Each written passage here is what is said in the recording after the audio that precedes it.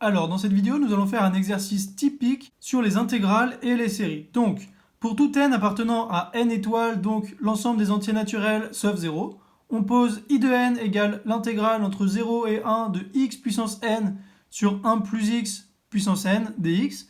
Donc, première question, étudier la convergence de la suite i de n.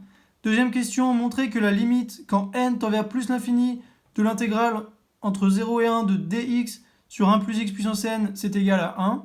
Troisième question, établir que pour x supérieur à moins 1, on a ln de 1 plus x inférieur ou égal à x. Quatrième, déterminer la limite quand n tend vers plus l'infini de n fois 1 moins l'intégrale entre 0 et 1 de dx sur 1 plus x puissance n. Et cinquième question, on pose u de n égale 1 moins l'intégrale entre 0 et 1 de dx sur 1 plus x puissance n. Donc, en déterminant un équivalent de u de n, donner la nature de la série de termes général u de n. Donc, première question, étudier la convergence de la suite i de n. Donc, on va procéder ici par encadrement. Donc, on a x puissance n divisé par 1 plus x puissance n, qui est inférieur ou égal à x puissance n, puisqu'ici, en divisant par quelque chose de positif, c'est forcément inférieur ou égal à cela. Donc, d'après le principe de comparaison d'intégrales, on a l'intégrale entre 0 et 1 de x puissance n sur 1 plus x puissance n dx, qui est inférieur ou égal à l'intégrale entre 0 et 1 de x puissance n dx. Or, l'intégrale entre 0 et 1 de x puissance n dx, c'est égal à x puissance n plus 1 sur n plus 1, pris entre 0 et 1. Donc ça, c'est une primitive à connaître. Donc on a la primitive de u puissance n, donc c'est u puissance n plus 1 sur n plus 1. Et donc ça, c'est égal à 1 sur n plus 1.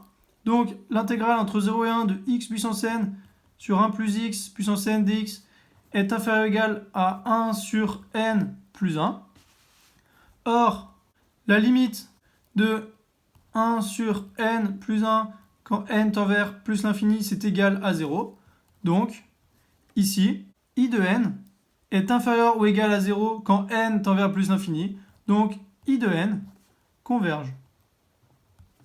Voilà pour la première question. Deuxième question, donc, montrer que limite quand n tend vers plus l'infini de l'intégrale entre 0 et 1 de dx sur 1 plus x puissance n, c'est égal à 1. Donc, on a l'intégrale entre 0 et 1 de dx sur 1 plus x puissance n égale 1.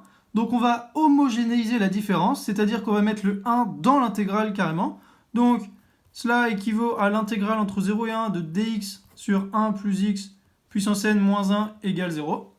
Ou encore, en mettant le moins 1 dans l'intégrale, donc l'intégrale entre 0 et 1 de 1 sur 1 plus x puissance n moins 1 fois d de x. Pourquoi est-ce que c'est simplement moins 1? Puisque la primitive de moins 1, c'est x, et x entre 1 et 0, donc ça fait 1 moins 0, donc ça fait 1, donc ça revient au même. Je vais marquer car l'intégrale entre 0 et 1 de 1 fois dx, c'est égal à 1. Et donc en mettant au même dénominateur, cela nous donne l'intégrale entre 0 et 1 de 1 moins 1 moins x puissance n sur 1 plus x puissance n d de x. C'est égal à l'intégrale entre 0 et 1 de moins x puissance n sur 1 plus x puissance n dx. Donc, ça, c'est égal à moins i de n, comme il a été défini au départ. Donc, je vous laisse regarder la suite donnée au départ. C'est exactement moins i de n. Et comme i de n tend vers 0, quand n tend vers plus l'infini d'après la première question, et qu'ici, on a l'intégrale entre 0 et 1 de d de x sur 1 plus x puissance n moins 1 qui est égal à 0, alors on a bien l'intégrale entre 0 et 1 de d de x sur 1 plus x puissance n qui tend vers 1 quand n tend vers plus l'infini. Donc voilà pour la deuxième question. Troisième question, établir que pour x supérieur à moins 1, on a ln de 1 plus x inférieur ou égal à x. Donc ça, c'est une question basique.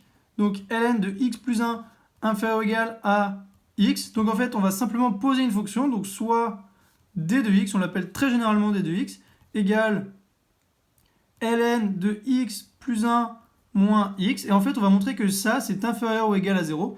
et on aura juste à remettre le x de l'autre côté pour prouver cette inégalité.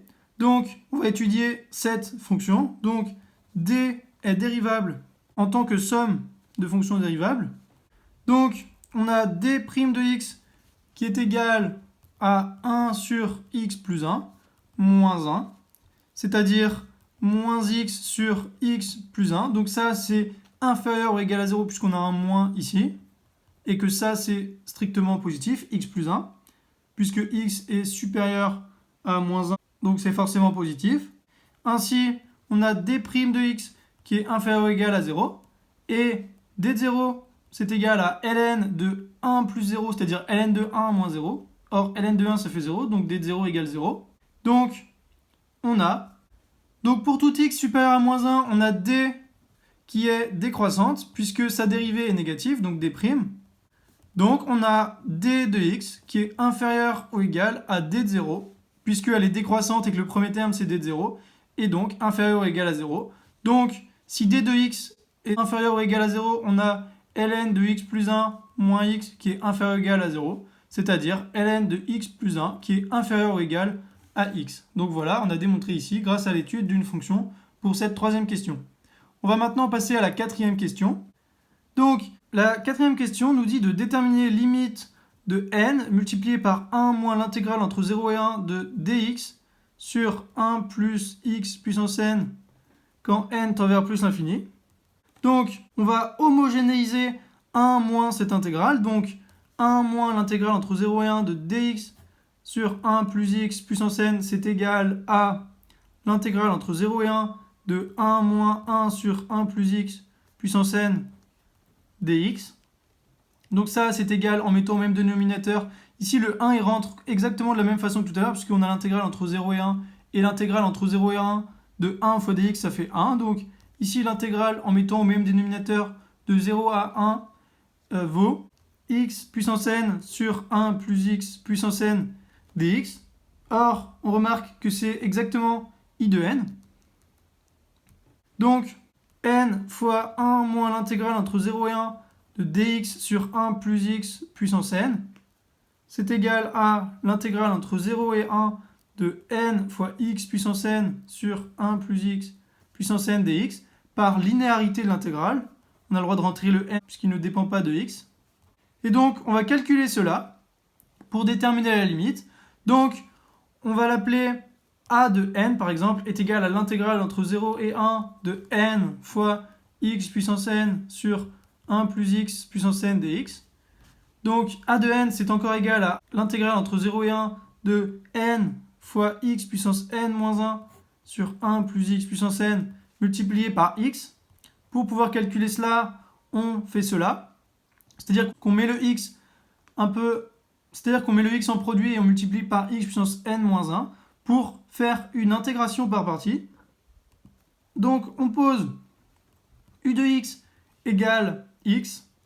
v' de x est égal à n fois x puissance n moins 1 sur 1 plus x puissance n. Donc, en fait, là, on a directement une primitive. C'est pour ça qu'on a mis le x devant. Et donc, on a u' de x, donc la dérivée de u de x qui est égale à 1. Et on choisit v de x est égal à ln de 1 plus x puissance n, puisqu'ici on a u' sur u. Donc une primitive de u' sur u, c'est ln de u. Ici, on a bien u et v qui sont de classe C1 sur l'intervalle 0, 1. Donc, il est légitime de procéder par intégration par partie. Donc, on a a de n qui est égal à, donc, ici, x fois ln de 1 plus x puissance n pris entre 0 et 1, moins l'intégrale entre 0 et 1 de 1 fois ln de 1 plus x puissance n, donc ln de 1 plus x puissance n dx. Donc c'est égal à donc 1 fois ln de 1 plus 1, donc ça fait ln de 2, moins 0 fois, donc hop, ça s'annule directement, ça fait 0, moins cette intégrale, donc l'intégrale entre 0 et 1 de ln de 1 plus x puissance n dx. Or, pour calculer cette intégrale, ça va être très difficile puisque on ne connaît pas de primitive à la fonction logarithme. Donc on va procéder par encadrement. Donc, or, l'intégrale entre 0 et 1 de ln de 1 plus x puissance n dx, c'est inférieur ou égal à l'intégrale entre 0 et 1 de x puissance n dx. Alors pourquoi est-ce que je pense à ça? Eh bien parce que tout simplement dans la question précédente, on a prouvé que ln de 1 plus x c'était inférieur ou égal à x. Donc ici on a juste à mettre une puissance n sur le x et grâce au principe de comparaison d'intégrale, hop, on passe à au-dessus. Donc on a cette inégalité.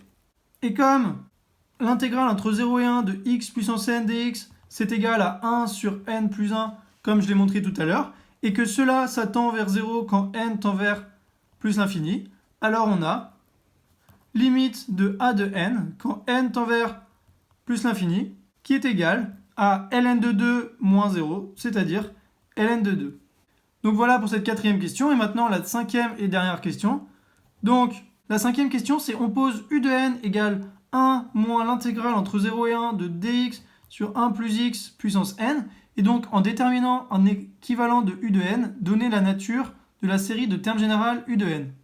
Donc à la question précédente, je vous rappelle à la question 4, on avait ici n fois maintenant ce qu'on appelle u de n, donc 1 moins l'intégrale entre 0 à 1 de dx sur 1 plus x puissance n. Donc d'après 4, on a la limite de n fois u de n quand n tend vers plus l'infini qui est égal à ln de 2, ici. Donc, si ils ont la même limite, alors on peut dire que n fois u de n est équivalent à ln de 2. Ce qu'on note encore, u de n équivalent à ln de 2 sur n en divisant de chaque côté par n. Et comme la série de termes générales ln de 2 sur n a même nature que la série de termes générales 1 sur n et que cette série diverge, puisque c'est la série harmonique, vous vous souvenez, alors la série de termes générales u de n a même nature que celle de 1 sur n, donc celle-ci diverge. Voilà pour cette vidéo.